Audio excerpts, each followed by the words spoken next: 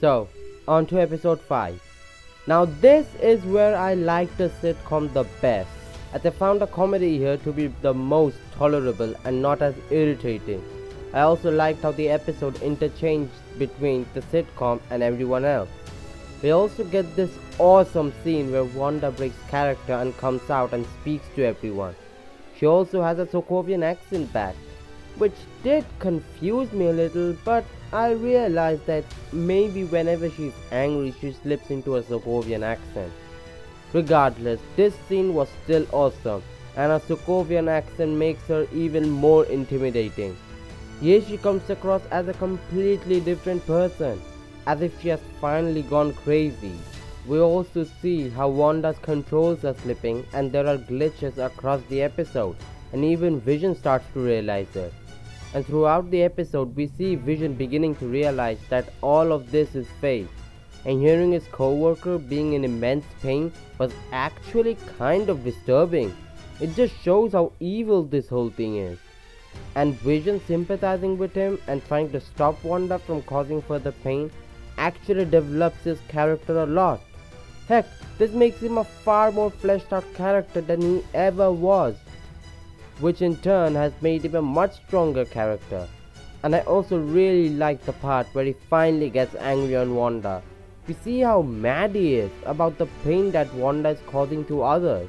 And during the argument there is a knock at the door, and Vision thinks Wanda is doing it to distract from their argument, even though she seems to genuinely say that this is not her. And guess who is at the freaking door? Freaking Quicksilver! I will talk about him at the end cause, as you can say by my voice, I wasn't really that pleased with what happened to this guy. But I did actually laugh though when he said this. Who's a popsicle? And you know what? That one dog? Yeah, you remember him? He's Mephisto. What, you don't believe me? Oh, just you wait. Now on to episode 6. Now that Evan Peters is in this, he really stole the show. He gave life into any scene he appeared in. And surprisingly, every joke that even though isn't that good is actually funny due to his timing and the way he performs them. So yeah, he did an amazing job in this episode and he stole the spotlight. Now about the kids. I don't hate them, but I don't think they are that good either. I don't know what is it, but they make the tone of the show cheaper whenever they are there. And I know they were in the comics, but I still don't find much interest in them. But whenever they appeared with their uncle Pietro, they actually seemed funny and kind of good. However, this Quicksilver just felt like fan service to me. Didn't add much to the plot. And I'm still wondering why they didn't just bring in Aaron Taylor Johnson. However, I did like the way they talk to each other. He asks her questions about this world and she opens up a little. And although we see she has a lot of control, she doesn't know how it started in the first place. So I like the scene between them. Although I did find it pretty harsh of Quicksilver to say this. Hey, don't sweat it, sis. It's not like your dead husband can die twice. I mean, come on man, at least be a little supportive. Also, the commercial in this episode was both dark and really funny. It seems like a commercial I used to see on Cartoon Network. I think it's supposed to signify how Wanda has trapped all those people there, and even though they are trying to escape, they can't. Yet they keep on trying and trying again until you know what happens. We see an example of this here. I like the idea of seeing these kinds of stuff as they make the atmosphere really creepy. And it really makes you root for Vision when you see him being sympathetic for Agnes here. And I was at the edge of my seat when I saw Vision trying to escape to the outside world. I had no clue what was going to happen to him. Would he become a dead body? Will he be able to survive? Well, it clearly looks like he's being pulled back, so he can't live outside the hex. And then Wanda goes full crazy mode and expands the hex and pulls in the entire SWORD facility, with only very few being the only survivors, including Captain Douchebag over here. And you know what? Yeah, this Pietro, he's Mephisto. Wanna know why? Unleash hell, demon spawn! Now on to episode 7. And I'm going to be honest here, I'm starting to get tired of these sitcom style episodes now. The episodes feel like they just pause everything so they can use this gimmick, and I don't like them much. It's obvious they're trying to make it like The Office or Modern Family, and while that may be cute at the start, it's not that great now. So Vision follows a spell Darcy around trying to convince her, and I like how he used his powers on her rather quickly instead of padding the episode out like I was expecting. Also, throughout the episode we see things in reality glitching out. While I would have loved this, the music completely ruins these moments, cause it doesn't feel very horrifying. Wanda feels concerned and worried, but the music doesn't match the tone at all, and that just makes the scene feel silly and goofy. What they could have done was that have Wanda actually freaking out about it and trying to fix it but failing, and then have her express those emotions in the interviews, which would have had the sitcom element and also would have moved the story forward. I also found it pretty weird that when Monica is able to survive Wanda, she doesn't even acknowledge her powers. I mean, just a little look of surprise would have been enough, but she just ignores it. I also found it pretty odd that Darcy finds the relationship romantic.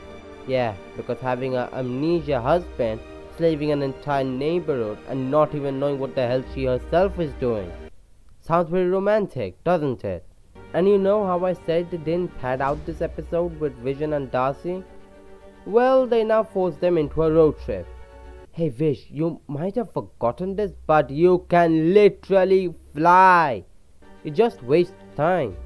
And when Wanda entered Agnes's basement, that was the only time where I felt that creepy vibe of the show. The creepy atmospheric music, the change in the aspect ratio, and when this came, I was really excited. This is what I wanted from this show. This is how you do creepiness, by not adding goofy music for starters. And then the episode ends. One of the only parts I got really excited for, and you ended there. And I'm not gonna lie, I really love this song. Yeah, it's pointless, but I just love the beat and the lyrics. However, I do have to ask, what does it mean it was Agatha all along? I mean, from what it shows, it just means she did some small tricks and pranks. And aside from killing Sparky, I don't understand what this means. And the show seems to think that it was a big reveal. But it wasn't. Because even a year before the show, everyone knew that she was probably going to be the bad guy. So yeah, even though I liked the song, it was pretty useless. And this episode actually finally gave us a payoff of the last 2 episodes. But that was only the very end. And the sitcom element in this episode was just awful. So yeah, except that ending and some other scenes, I really disliked this episode.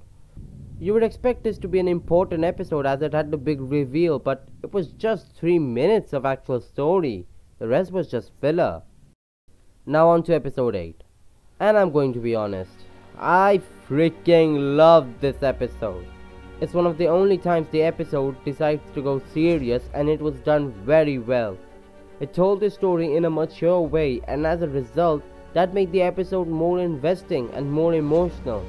And in this scene where Wanda touches Vision's head, this was really freaking emotional, and thank God there were no jokes in this. This scene also shows us that this guy was lying. Wanda indeed didn't break in and take Vision's body. She left and created her own. And I'm still confused as to why he lied and said that to everyone. We'll probably have to wait and find out in the future maybe. This episode also explains why Wanda's world feels so much like a sitcom. It shows how since childhood she has been watching these shows. And you know what? This is probably one of the only shows that made an attempt to make the audience want to go back and see the previous episode. Because after seeing the reasons why we are in the sitcom world, we can see the previous episodes with a different mindset. But sorry to say, I'm not at all interested to see those episodes again. They were being dragged too long. Now there's one problem I have with this episode, and that is that it makes the previous 5 to 6 episodes kind of useless. Now, I mean useless in a different way, because they didn't add any extra investment into this episode. Neither did they add anything emotionally. They could have had this at episode 7 or even 6, and you know what? I still would have liked it a lot.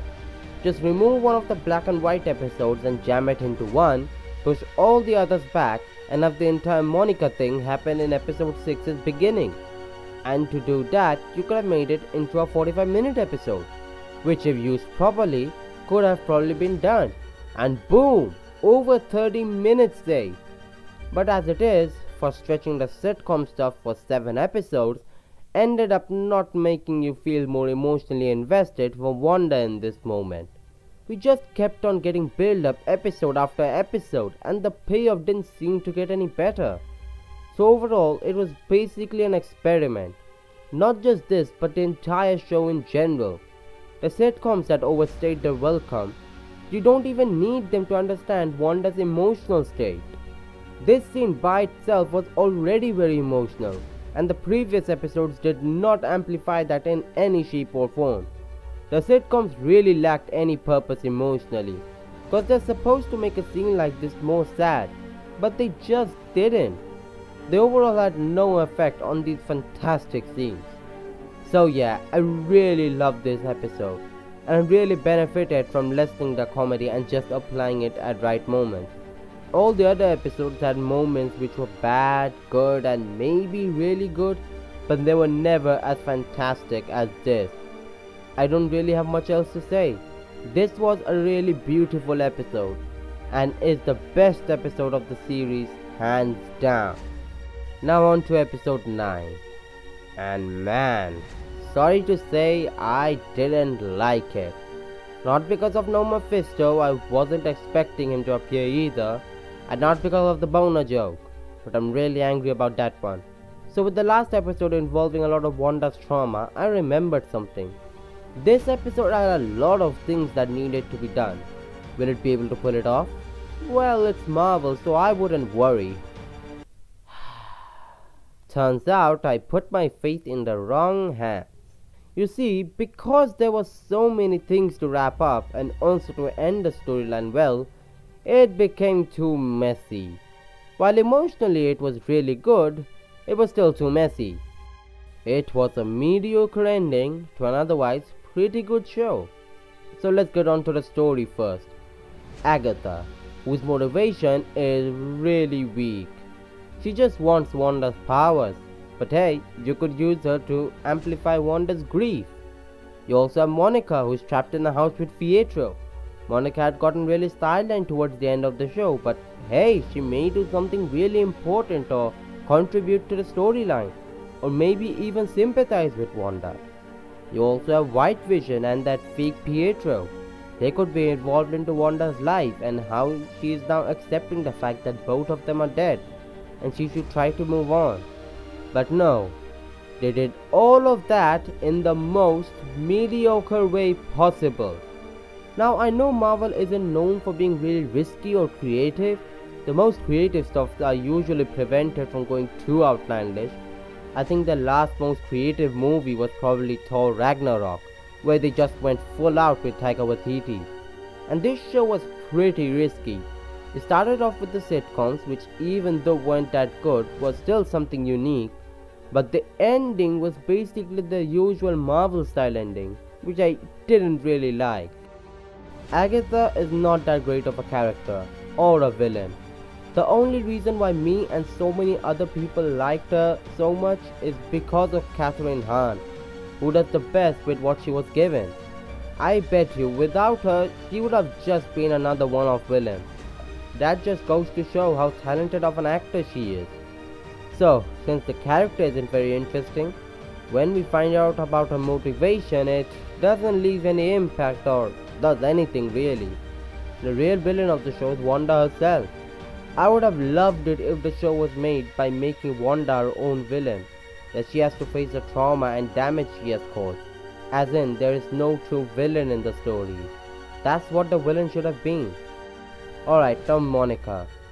Now, at the time, she feels like the protagonist, especially during the middle act. So from that, they just made us stay with Pietro, make one of the, if not the most cringiest joke in the MCU. And believe when I say, it's really bad. You're Ralph Boner? Boner.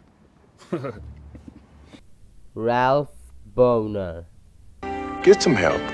McDonald's wants you to give yourself a chance to find out all the wonderful things you really can be. And so do I. Boner.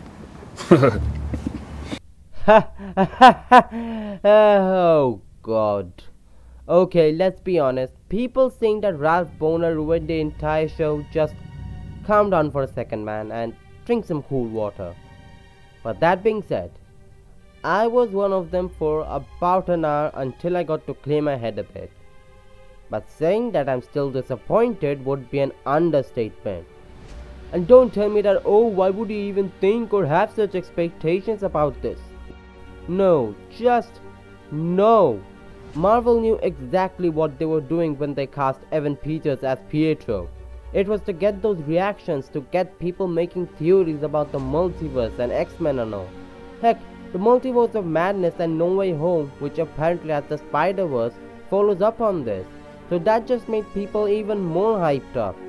I know this may sound odd, but you can't have the same character from two different franchises being portrayed by the same actor. You can't just shut off your brain and not think he was the Quicksilver in the X-Men movies. Why not just bring back Aaron Taylor Johnson? You give him the right stuff and he can do it well, as seen in films like Kick-Ass. Just make him be an illusion of Agatha. Or worse, have it actually be his corpse so Agatha can be way more evil than just killing a dog. So overall, to me, it makes total sense why so many were disappointed for this Quicksilver. And worse, he was reduced to a penis joke. Boner. Now White Vision. I loved Red and White Vision's conversation in the library. It is easily one of the best highlights of the episode. I mean, I was expecting them to go full on Man of Steel, but seeing them just talk it out like this very calmly just really surprised me and caught me out of nowhere. But the thing I don't like is that White Vision just escapes with all his original memories, so he's technically still alive. And that not just contradicts his emotional death in Infinity War, but also goes against the main theme of the show. We can't reverse death, no matter how sad it makes us. Okay, some things are forever. Oh, and this scene, like, what was the purpose of it, except to have Monica show her powers? Not just that, but it just looks cheap. Not in the way that you might think, but it just somehow feels cheap. I think that's maybe due to the lighting, as in the dark, those neon effects could have looked cool. In general, I think they should have made the finale during the night, because in the day, the lighting just feels so bland. And then Darcy comes out of nowhere and like, what?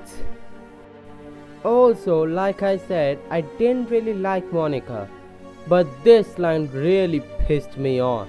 They'll never know what you sacrificed for them. What? Even if they did know, who gives a crap? She kept them hostage and was basically torturing them. And the state basically was worse than death. They literally hadn't seen their children or parents or other relatives for God knows how long. Heck, Wanda literally chokes them. And you are saying they have no idea what she sacrificed for them? You stupid idiot. I just found this really stupid, and it made me really dislike Monica as a character. And Wanda, on the other hand, didn't face any punishment. Seriously, after all this, don't you think she needs to face some ramifications? But no, it ends with the typical Marvel way. In the end, I really wish that Wanda not just came to terms with her loss, but also with the harm she caused to people. Again, not a terrible final episode, but not a very good one either. The dip in quality is pretty noticeable. So, for my ratings for all the episodes, here goes. Episode 1, 5 out of 10. 2, 6 out of 10. 3, 6.5 out of 10. 4, 8 out of 10. 5, 8 out of 10. 6, 7 out of 10. 7, 5 out of 10. 8, 9 out of 10. And 9, 6.5 out of 10. And my overall score for the show, for me personally, is a 6.5 out of 10. The show is a good watch and has many good moments and some even very good episodes. But to see those awful episodes just to see those few good moments, I wouldn't recommend it that much.